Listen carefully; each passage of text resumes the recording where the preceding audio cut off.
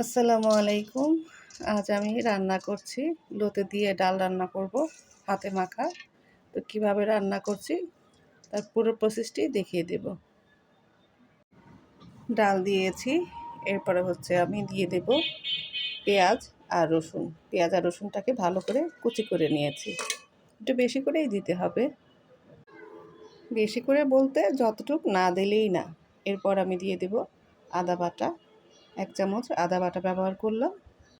দিয়ে দেব রসুন বাটা, যেহেতু আমি রসুন কুচি দিয়েছি তাই রসুন বাটা দেব 1/2 চামচ।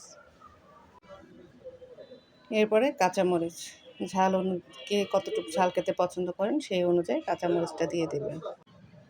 এরপরে আমি দিয়ে দেব লতি, যেটা না হলে আর ডাল রান্না হবে না। ডাল দিয়ে লতি দিয়ে তো লতি তো দিতেই হবে। দিয়ে দেব স্বাদ অনুযায়ী লবণ, সামান্য একটু দিয়ে দেব জিরা গুঁড়া। জিরা গুঁড়োটা দিলে খেতে অনেক মজা হয়, দিয়ে দেখবেন ভালো লাগবে। এরপরে যেটা দেব সেটা হচ্ছে হলুদ। হলুদ না দিলে তো আর সুন্দর একটা কালার আসবে না, তাই না? এরপরে দিয়ে দেব তেল। তেলটা আমি একটু বেশি করে দিব। হাতে মাখা যে কোনো জিনিসেই তেলটা একটু বেশি দিলে খেতে ভালো লাগে। এরপর ভালো করে এটা হাতে মেখে নিতে হবে। খুব সুন্দর করে মাখাতে হবে। মাখাটা যত ভালো হবে খেতে ততই ভালো লাগবে। আমি ডালটা একটু বেশি নিয়েছি।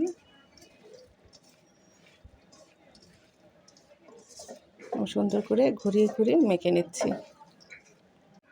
সুন্দর করে মাখা হয়ে গেছে। এরপর আমি পানি দিয়ে দেব। আসলে পানিটা অতিরিক্ত দেব না,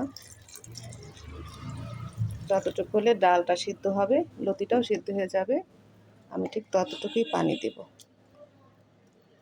এর থেকে আর বেশি একটা পানি দেব না। চুলাটা কিন্তু আমি জ্বালিয়ে দিয়েছি। এরপর আস্তে আস্তে ডালটা হতে থাকবে। আমি একটু ঢাকনা দিয়ে ঢেকে দিই। ঢাকনা দিয়ে ঢেকে ডালটাকে রান্না করে নিতে হবে। ডালটা মনে হয় হয়ে গেছে। আমি ডালটা নামিয়ে দেব। তার আগে আরেকটু কাঁচামরিচ দেব। ঠিক এমনটাই রাখবো। কালারটা কত সুন্দর এসেছে দেখেছেন? এই ডালটা দিয়ে ভাত খেতে অনেক মজা। তো যাই হোক, আজ এই পর্যন্ত। সবাই ভালো থাকবেন। আল্লাহ হাফেজ।